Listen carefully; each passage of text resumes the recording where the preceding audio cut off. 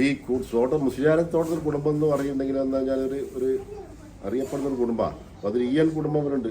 Ian Muhammad Maulavi തന്നെ ഒരുപാട് മക്കളുണ്ട്. ഇയൻ ഏഴിമല മുഹമ്മദ് മലവിയുടെ മക്കൾ. അവരുടെ ഉമ്മ എന്ന് പറയുന്നത് ഞങ്ങളുടെ വീടിൻ്റെ വലിയൊരു ഇതുണ്ട്, തിണ്ണ. ആ തിണ്ണ എന്ന് പറയുന്നത് സാധാരണ തിണ്ണയല്ല. തിണ്ണ എന്ന് പറഞ്ഞാൽ ഇതിപ്പം ഇവിടെ നമ്മൾ ഇരുന്നിട്ടാണ്. മറ്റേത് കുറച്ചുകൂടി ഉയർന്ന സ്ഥലത്ത് പിന്നെ ഇരുന്നിട്ടായിരുന്നു അവിടെ എല്ലാ പരിപാടികളും. മൊത്തം കുട്ടികൾ 14 മക്കളും അവരുടെ പേരമക്കളൊക്കെ വന്നിട്ടുണ്ടെങ്കിൽ അവിടെയാണ് അവർ ഇതേമാതിരി കഴിച്ചു കൂട്ടിയിരുന്നത്. ഉറങ്ങലും കളിയും ഒക്കെ അവിടെ ആയിരുന്നു. പഠനം അവിടെയാണ്. അതെന്ന് പറഞ്ഞാൽ അതൊരു മജ്‌ലിസിൻ്റെ ഒരു വേദിയും കൂടിയായിരുന്നത്. ആ മജ്‌ലിസിൽ വെച്ചിട്ട് അവിടെ നിന്നിരുന്നു അക്കാലത്ത് ഇയനിൻ്റെ പിന്നെ ഏഴുമലയുടെ ഭാര്യ എന്ന് പറയുന്ന ഫാത്തിമ എന്നതിൻ്റെ പേര് അവർ ജലാലൈലി എന്ന് പറയുന്ന ഈ ഖുർആന്റെ തഫ്സീർ അവിടുന്ന് പഠിച്ചിരുന്നതാണ്. എന്ന് മാത്രമല്ല പേരുപെട്ട കുടുംബമായിരുന്നു. വാഴക്കാട് ഹൈസ്കൂളിൽ വരുന്ന കുട്ടികളുടെ ഭൂരിഭാഗം അവിടെ വന്ന് കഞ്ഞി കുടിച്ചിട്ട് എൻ്റെ വല്യമ്മയുടെ കഞ്ഞി പിന്നെ കുടിക്കാത്ത കുട്ടികളുണ്ടായിരുന്നില്ല വാഴക്കാട്. കാരണം എൻ്റെ വല്യാപ്പ എന്ന് പറഞ്ഞിട്ടുണ്ടെങ്കിലും കുഞ്ഞോമാജി എന്ന് പറഞ്ഞിട്ടുണ്ടെങ്കിൽ ഒരു സർവ്വ കഴിവുകളുടെയും ഉടമസ്ഥനായിരുന്നു. അദ്ദേഹം സ്വന്തമായി തുന്നുമായിരുന്നു. അതുപോലെ തന്നെ വല നെയ്യുമായിരുന്നു. അതുപോലെ തന്നെ ഈ മക്കത്തേക്ക് നടന്നു പോയി ഹജ്ജ് ചെയ്ത വ്യക്തിയാണ്. അതൊക്കെ നമുക്ക് സ്വപ്നം കഴിയുമ്പോൾ നമ്മൾ പോരും കൊണ്ട് മരുഭൂമി ഉണ്ടല്ലേ, കാറിൽ പോന്നിട്ട് നമ്മൾ കഴിഞ്ഞിട്ട് ലേശം നടന്ന പോകത്തില്ല നമ്മൾ ആകാ പിന്നെ ആളെടുക്കുക അങ്ങനെ. അപ്പം അക്കാലത്ത് അവരുടെ സാഹസികത നമ്മൾ മനസ്സിലാക്കേണ്ടതാണ്. അവരൊക്കെ മനുഷ്യരായിരുന്നു. അവർക്കും 24 മണിക്കൂറിലാണ് അവരുടെ കൈയും കാലും ഒക്കെ മയമായി തന്നെയാണ്, എന്ന് മാറ്റമൊന്നുമില്ല. പക്ഷെ അത് അവർ പരമാവധി ഉപയോഗപ്പെടുത്തിയിരുന്നു എന്നാണ് നമ്മൾ മനസ്സിലാക്കുന്നത്. മാത്രമല്ല 24 മണിക്കൂറും അവർ ഫലപ്രദമായി ഉപയോഗപ്പെടുത്തിയിരുന്നു. ആ ഒരു പാരമ്പര്യം അനുസരിച്ച് നമ്മൾ എന്ത് ചെയ്യണം? നമ്മുടെ സമയം നമ്മൾ ഫലപ്രദമായി ഉപയോഗപ്പെടുത്തണം. ഇവിടെ എനിക്ക് പറയാനുള്ളത് എന്താണെന്ന് വെച്ചാൽ ഈ പ്രവാസി ജീവിതം എന്ന് പറയുന്നത് നിങ്ങൾക്ക് ഏറ്റവും വലിയൊരു അനുഗ്രഹമായിട്ട് നിങ്ങൾ കാണും.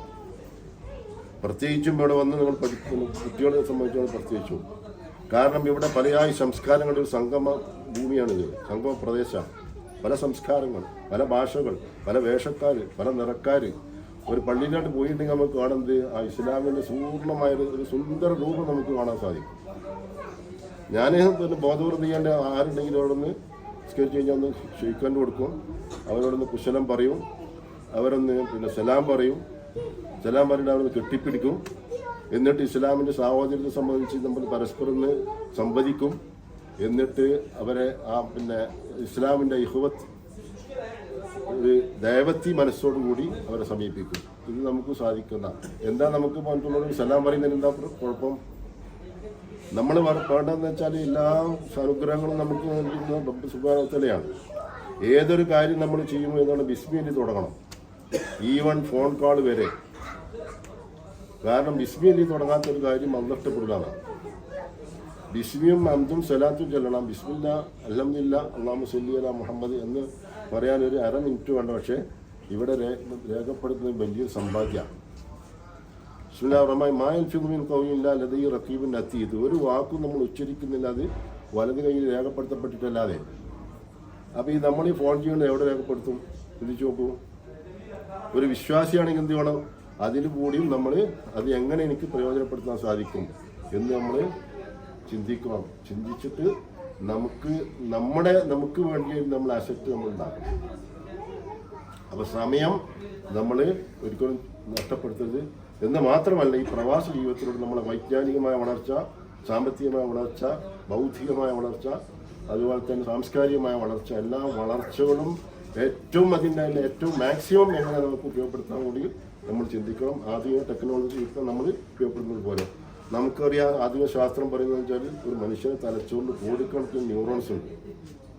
അതിൽ വളരെ കുറച്ച് മാത്രമേ നമ്മൾ ഉപയോഗപ്പെടുത്തുള്ളൂ. ഇപ്പം നമ്മൾ കാണുന്ന നമ്മളിതിൽ പിന്നെ കോണി കയറി വന്നു അപ്പുറം നോക്കുമ്പോൾ വാഹനങ്ങൾ ഇങ്ങനെ ചീറിപ്പോയാണ്. എന്താ അതിന് പിന്നെ ആധുനിക ടെക്നോളജിയും അനന്ത സാധ്യതകൾ അവർ ഉപയോഗപ്പെടുത്തുന്നത് ചിന്തിച്ചു നോക്കൂ. ആ സാങ്കേതിക വിദ്യ എങ്ങനെ കിട്ടിയത്?